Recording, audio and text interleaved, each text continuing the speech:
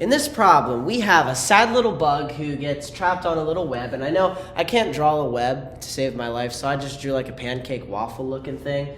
But basically, the bug is going to hit the web, and it's going to begin to oscillate back and forth at a frequency of 3 hertz. So 3 oscillations per second. Okay, we are asked what is the spring coefficient for this simple harmonic motion, and what is the frequency if we were to make the mass 0.42 grams. So basically double the mass. Okay, there's some relevant formulas that we do need to know here.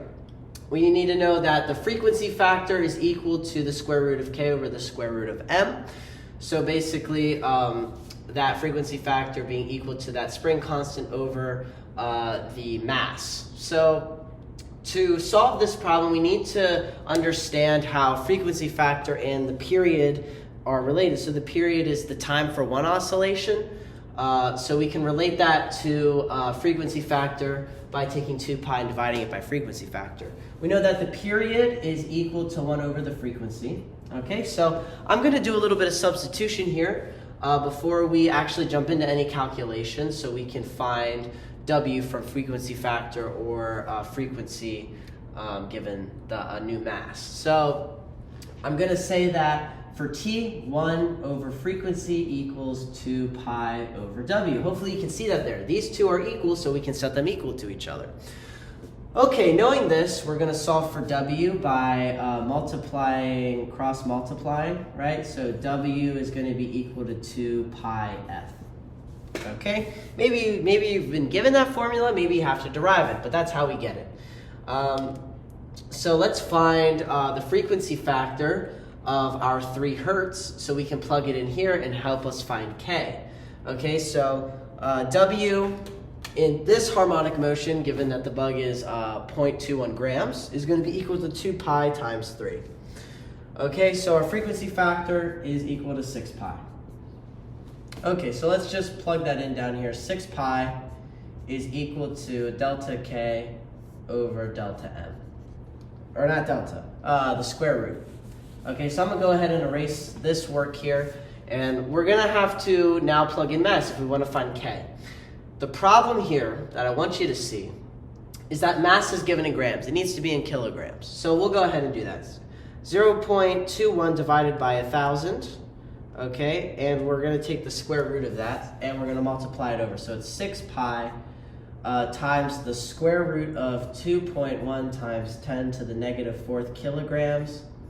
And to get k, right, it's going to be the square root, so we have to take the square of both sides. So let's just go ahead and do this here. 6 pi times the square root of 2.1 times 10 to the negative 4th kilograms, and we're going to bring that to the 2nd power. So k, in this case, is going to be equal to 0.075. Okay, so what is k? K is going to be equal to 0.075. And for the units of k, notice that we have a kilogram, and we're taking the square root of it, and then we're squaring it. So it really is just simply a kilogram.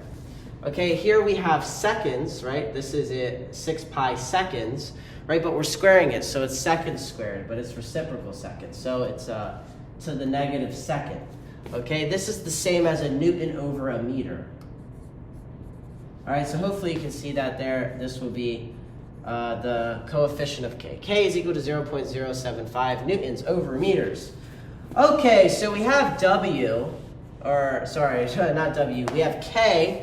Now we can solve for the frequency if the mass is doubled.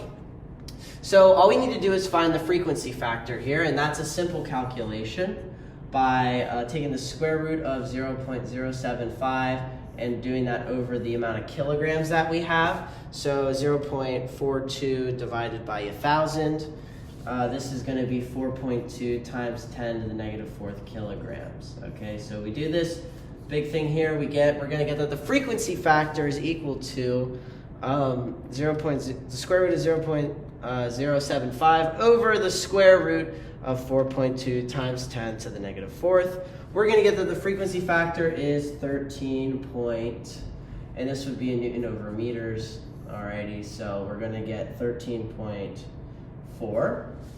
Okay, now to convert that into frequency, remember these formulas here? We're going to say that the frequency factor is equal to 2 pi f. Remember how we calculated that initially. So we just need to do some plug and chug. 13.4 over 2 pi is going to equal the frequency. Okay, so let's just do that quick. Divided by 2 pi.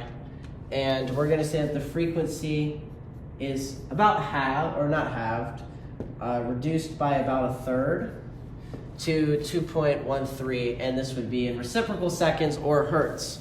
So notice our frequency, 2.13 hertz. That's different from the 3 hertz. We double the mass, we third the frequency here. So that's the thick of it there. Kind of a tricky problem, but nothing we can't handle, right? Hope you guys enjoyed. If you guys did, please like, subscribe, comment if you have any questions on how I got these answers here, and have a wonderful day.